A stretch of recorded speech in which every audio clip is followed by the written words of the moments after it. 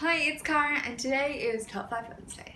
Today's Top 5 Wednesday is our Top 5 summer reads, and it's the middle of winter here, so I had a hard time coming up with ideas.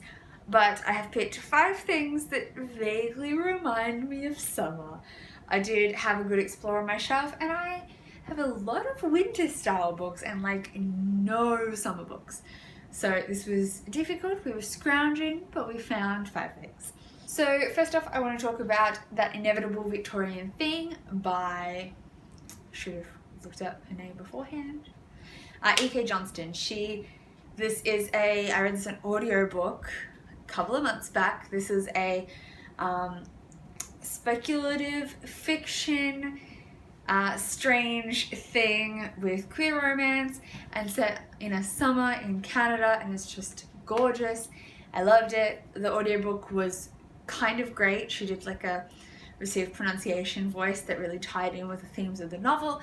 Definitely recommend the audiobook, definitely recommend this novel as a whole. It is great.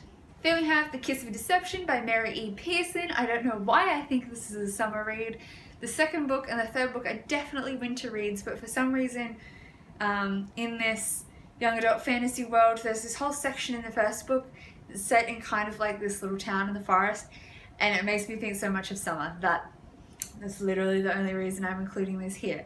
So yes, Mary E. Pearson's The Kiss of Deception is a really, really good YA fantasy, start of a trilogy where we follow our main character Leah and a prince and an assassin who are both out to find her, and you don't know which boy is which. So that's the hook.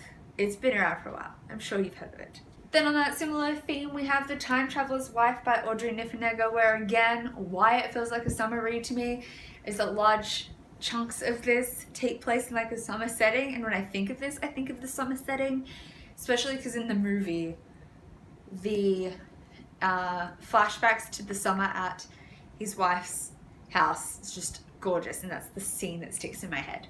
So again, this is not particularly summery, but it is a summer, it has some summer elements that stick out in my mind. You can tell I'm really reaching for this here, but it's winter here. I can't think of summer things. The Time Traveler's Life. This is absolutely gorgeous. It's a classic. It's been going around for a long time. The movie is amazing with Eric Bana, and the book is just as good, just as heart-wrenching. I read this ages ago, potentially before BookTube, and I loved it. Then we have Eleanor and Park by Rainbow Rowell, which is another book I haven't read or talked about in a long time.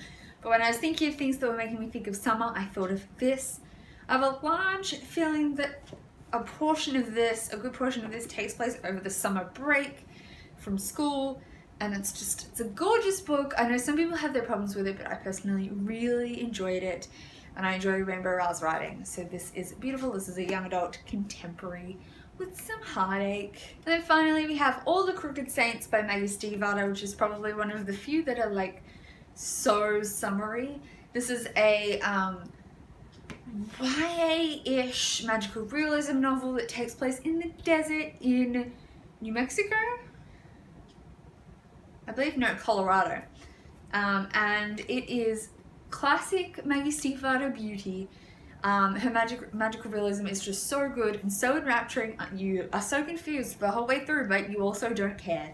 And it is amazing. Loved it. I did have some hesitations going into it after reading the Raven Cycle, because the Raven Cycle was so good, but this did live up. This was just as good.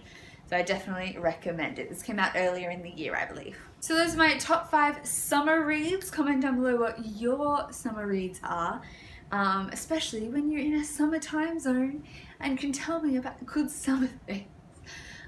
It also doesn't help that I don't read a large proportion of contemporary. I had my contemporary kick when I was like 14 and reading from the library, so I don't own much, I don't read much anymore.